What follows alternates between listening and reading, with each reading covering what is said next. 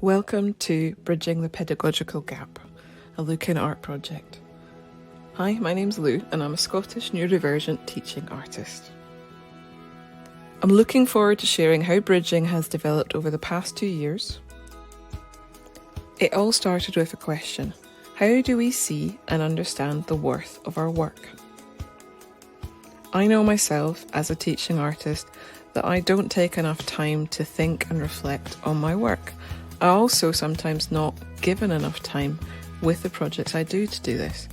So working with people, working for people, learning new skills, adding materials is all really important, but the time taken to reflect was something that I wanted to do. Learning theories, pedagogy is something I've been interested in, but have struggled to engage with. For me, as a dyslexic neurodivergent artist, I find being taught by others the most practical way to gain the skills, knowledge and understanding. Bridging the Pedagogical Gap was formed with the intent of being a series of events for teaching artists to be better able to demonstrate the value of their work through linking it to pedagogy, or, in other words, linking it to teaching theory. Creating a model that can be used by anyone.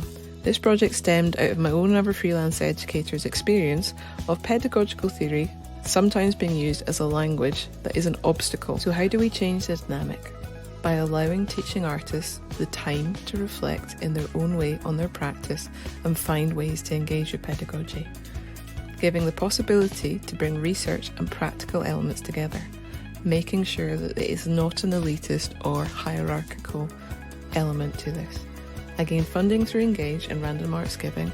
Each artist receives 8 hours of funded time. This is paid at Scottish Artists Union rate depending on their experience, and they are allowed to see how that 8 hours works for them. It might only be one day, it might be 8 hours of single research, it might be 2 half days. It's entirely up to them to find the way that works for them. It gives them the possibility to bring the research and the practical elements of their practice together and engage with pedagogy in a way that works for them. They then share this practice with others, therefore having a ripple effect and allowing pedagogy and learning theory to become something that is powerful for us.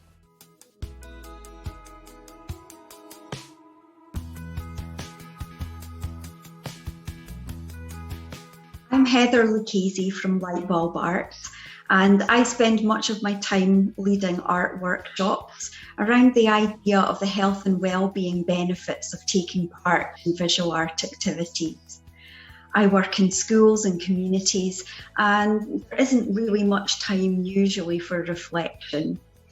This was what was refreshing about being invited to consider the pedagogies around creativity and how they might be relevant to my practice right now. It's the part of being a visual artist and a teaching artist that often is undervalued, the thought behind the scenes. And this was such a great opportunity to put some time into that and to have that process valued. It made me realise that pedagogy is actually alive and not just a theory that you learn and then set aside.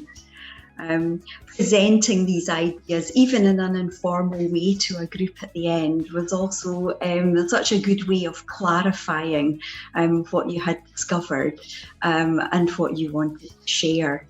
It's been a very valuable experience, and it has changed the way that I do think about my workshops and my practice.